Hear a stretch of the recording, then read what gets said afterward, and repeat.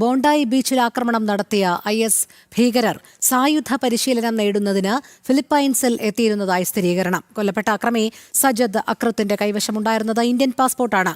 നവീദ് അക്രം കൈവശം വെച്ചിരുന്നത് ഓസ്ട്രേലിയൻ പാസ്പോർട്ടുമായിരുന്നുവെന്നാണ് വിവരം. ഐസൻ ജോസ് ചേരുന്നു ഇന്റർനാഷണൽ ഡെസ്കിൽ നിന്നും. ഐസൻ, പറയൂ, എന്താണ് വിശദാംശങ്ങൾ? രോഹിണി, ഇപ്പോൾ നമുക്ക് ലഭ്യമാകുന്ന വിവരങ്ങൾ അനുസരിച്ച് നിലവിൽ ഈ ആക്രമണം നടത്തിയ രണ്ടുപേരും ഫിലിപ്പൈൻസിലേക്ക് യാത്ര ചെയ്തിരുന്നതായാണ് വിവരങ്ങൾ ലഭ്യമാകുന്നത്. ഫിലിപ്പൈൻസിലെത്തിയ ഇവർ സായുധ പരിശീലനം നേടുന്നതിന്, പ്രത്യേക പരിശീലനം നേടുന്നതിനുള്ള നീക്കങ്ങൾ നടത്തിയെന്ന റിപ്പോർട്ടുകളാണ് പുറത്തു വരുന്നത്.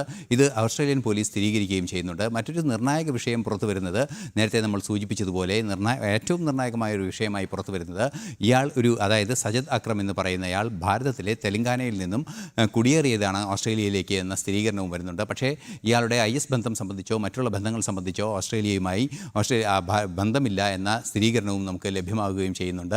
എന്നാൽ അത് ഓസ്ട്രേലിയൻ പോലീസ് തന്നെ സ്ഥിരീകരിക്കുകയും ചെയ്യുന്നുണ്ട്. ഭാരതവുമായി പ്രത്യേകിച്ചൊരു ബന്ധവുമോ ഭാരതത്തിന് ഇതിൽ എന്തെങ്കിലും ഇടപെടലോ നടത്തിയിട്ടില്ല എന്ന് തന്നെയാണ് മനസ്സിലാക്കാൻ സാധിക്കുന്നത്. നേരത്തെ നമ്മൾ സൂചിപ്പിച്ചതുപോലെ ഈ ആക്രമണം നടത്തിയതിന് ഈ സായുധ പരിശീലനം നേടുകയൊക്കെ ചെയ്യുന്നതിന് പുറമെ മറ്റു പല ആസൂത്രണങ്ങളും ഇവർ നടത്തിയിരുന്നതായും സൂചനകൾ പുറത്തു വരുന്നുണ്ട്. ഈ ആസൂത്രണങ്ങളിൽ ഏറ്റവും പ്രധാനപ്പെട്ടത് ഇവരുടെ ഈ കൃത്യമായി ഈ സ്ഥലം കണ്ടെത്തുന്നതിനും, അതായത് ബോണ്ടായി ബീച്ചിൽ ഹനൂക്ക ഉത്സവം നടക്കുന്ന വേളയിൽ അത് കണ്ടെത്തുകയും കൃത്യമായ ആക്രമണത്തിന് പദ്ധതിയിടുകയും ചെയ്തു എന്നതാണ്.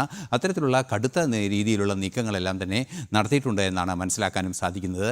ഇപ്പോൾ നമുക്ക് ലഭ്യമാകുന്ന ഏറ്റവും പുതിയ വിവരം അനുസരിച്ച് നവീദ് എന്ന് പറയുന്ന ഈ പിടിയിലായ അക്രമി, മാരകമായി പരിക്കേറ്റ് ആശുപത്രിയിൽ കഴിയുന്ന ഗുരുതരാവസ്ഥയിലായിരുന്ന നവീദ് എന്ന അക്രമി ഇപ്പോൾ അയാൾക്ക് ബോധം തെളിഞ്ഞിട്ടുണ്ടെന്നും അയാളെ കൂടുതൽ വിവരങ്ങൾ ചോദ്യം ചെയ്യുന്നതിനുള്ള നീക്കങ്ങൾ നടത്തുന്നുണ്ടെന്നും ഓസ്ട്രേലിയൻ പോലീസ് അറിയിക്കുകയും ചെയ്യുന്നുണ്ട്.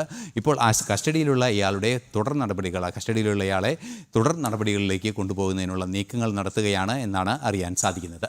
രോഹിണി, ശരി, ഐസൻ ജോസാണ് വിവരങ്ങൾ നൽകിയത്.